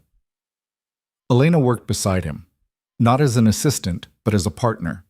She had a mind for details he sometimes missed, and a way of reading people that complemented his own skills. Together, they started building something new. It took 3 years. 3 years of careful planning, strategic moves, and patient transitions. 3 years of watching Sophia grow from an infant to a toddler with her father's dark eyes and her mother's stubborn chin. 3 years of becoming a family. On Sophia's 3rd birthday, they hosted a party at their new house. Not a fortress this time, but an actual home with a yard where Sophia could play, in a neighborhood where other families lived. There were no armed guards, no security cameras on every corner. Just a normal house with normal people celebrating a little girl's birthday. Elena watched Victor chase Sophia around the yard, both of them laughing, and felt her chest tighten with emotion. This man who'd once bought her like property, who'd controlled every aspect of her life, was now on his hands and knees pretending to be a dinosaur because his daughter demanded it. People could change. It wasn't easy. It wasn't smooth, but it was possible. Later that night, after Sophia was asleep and the house was quiet, Victor found Elena on the back porch. "Penny for your thoughts," he said, sitting beside her. "Just thinking about how far we've come." Victor nodded. "Sometimes I can't believe it's real, that this is my life now." "Do you miss it? The old life?" Victor was quiet for a moment. "Sometimes, the certainty of it, the clear rules. You knew who your enemies were, what they wanted, how to deal with them. This is messier, more complicated. But better? Infinitely better. Because at the end of the day, I come home to you and Sophia, and that matters more than any empire I could build." Elena leaned against him. "I never thought I'd say this, but I'm glad my father made that deal." Victor tensed slightly. "You don't have to say that. I'm not saying I'm glad about how it happened, but I'm glad about where we ended up. You gave me a choice, eventually, and I chose you. I'd choose you again." Victor pulled her closer. "I love you. I don't say it enough, but I do." "I know. You show it every day." They sat there in comfortable silence, watching the stars, feeling the cool evening breeze. Somewhere inside, their daughter was sleeping. Their home was peaceful. Their future was uncertain but hopeful. It was everything Elena had never known she wanted. 6 months later, Victor made his final transition. He sold the last of his illegal operations to someone he trusted to run them without bringing heat down on anyone. The money from the sale went into a trust for Sophia and into foundations that Victor and Elena started together. The foundations focused on helping families in debt, on providing education and opportunities for kids who grew up in the same kind of desperation that had driven Elena's father to make his terrible choice. It wasn't charity, it was an attempt to break the cycles that created people like Victor and situations like the one Elena had been forced into. Do you think it makes a difference? Victor asked one day, reviewing proposals for families they might help. Yes. Maybe not to everyone, but to some people, it'll be the difference between having options and having none. And that matters. Victor nodded, signing off on another approval. My father would have hated this. Good. That means we're doing it right. 2 years after that, Elena woke up feeling familiar nausea. She took a test, already knowing what it would say. Pregnant again. She told Victor over breakfast. He stared at her, a piece of toast halfway to his mouth. Really? Really. He set down the toast, came around the table, and pulled her into his arms. How do you feel? Terrified. Excited. Nauseous. Same as last time, then. Elena laughed. Pretty much. Are you happy? Are you kidding? I'm terrified too. But yes, I'm happy. Sophia, now 5 years old, was thrilled at the prospect of being a big sister. She immediately started planning all the things she'd teach the baby, all the games they'd play, all the rules the baby would need to know. The baby has to listen to me, she announced seriously, because I'm older and I know more. We'll see about that, Elena said, trying not to smile. And the baby can't touch my toys without asking. That seems reasonable. And the baby has to like dinosaurs because dinosaurs are the best. Victor scooped her up. What if the baby likes something else? Like unicorns? Sophia considered this very seriously. Then I guess I'll have to learn about unicorns. That's very generous of you. I know. I'm a good big sister already. The second pregnancy was easier than the first. Elena knew what to expect this time, and her body seemed to remember what to do. Victor was less panicked, more confident. They'd done this before. They could do it again. Their son was born on a clear spring morning, Lucas. 8 pounds, healthy lungs, and a shock of dark hair that made the nurses laugh. He looks just like you, Elena told Victor, exhausted but happy. Victor stared at his son with the same wonder he'd shown when Sophia was born. He's perfect. They both are. Sophia met her brother that afternoon, approaching the hospital bed cautiously. Is that him? She whispered. That's him. Lucas. He's really small. You were small once too. Sophia reached out carefully and touched Lucas's hand. His tiny fingers curled around hers. Sophia's eyes went wide. He likes me, she breathed. Of course he does. You're his big sister. Sophia looked up at Elena, her expression serious. I'm going to protect him. Forever. Elena's eyes stung with tears. I know you will, sweetheart. Victor put his arm around Sophia, pulling her close. We'll all protect each other. That's what families do. 10 years later, Elena stood in the backyard of their home, watching her children play. Sophia was 15 now, tall and confident and terrifyingly smart. Lucas was 10, quieter than his sister, but with his father's intensity and focus. They were good kids. Not perfect. They fought sometimes, tested boundaries, made mistakes. But they were kind, thoughtful. They had choices. Real choices about who they wanted to be. Victor came to stand beside her, his hair showing gray now at the temples. What are you thinking about? He asked. About how different everything is from where we started. Victor slipped his arm around her waist. Do you ever regret it? Any of it? Elena thought about that question. Thought about the terrified 20-year-old who'd arrived in a cab to marry a stranger. Thought about the fear, the anger, the slow transformation from victim to survivor to something more. No, she said honestly. I don't regret it, because it led here, to this life, to our children, to us. Even knowing what you know now, what you had to go through, even knowing everything. Because you gave me something my father never could. You gave me choices, real ones. You let me become someone I never knew I could be. Victor pulled her closer. You did that yourself. I just stopped standing in your way. We both changed each other. Yes, we did. They stood there, watching their children, feeling the weight of the years and the lightness of the present moment. It hadn't been a fairy tale. It hadn't been smooth or easy or without pain. But it had been real, and it had been worth it. That night, after the kids were in bed, Elena found the notebook where she'd been writing memories. Things she wanted to remember. Things she wanted her children to know someday. She wrote, I was sold into a marriage I never chose. That's how this story begins. But that's not how it ends. It ends with choice, with transformation, with two broken people who learned to build something whole together. I won't pretend it was easy. I won't pretend there weren't moments I wanted to run, to give up, to choose the safety of what I knew over the danger of what I didn't. But I stayed. Not because I had to, but because somewhere in the darkness, I found something worth fighting for. Your father is not a perfect man. Neither am I a perfect woman. We made mistakes. We hurt each other. We stumbled through becoming partners, becoming parents, becoming the people we needed to be for each other and for you. But we also loved each other, fiercely, imperfectly, with everything we had. And we built this life. Not the one we planned, not the one we expected, but the one we chose. Together. If you take anything from our story, let it be this. You are not defined by where you start. You are not trapped by the choices other people make for you. You always have the power to transform your circumstances into something better. It won't be easy, it won't be smooth. But it's possible. We are proof of that. Elena closed the notebook and looked around the room. Family photos on the walls. Sophia's artwork from elementary school. Lucas's collection of rocks he insisted were treasures, the comfortable mess of a life actually lived. Victor appeared in the doorway. You coming to bed? Elena smiled.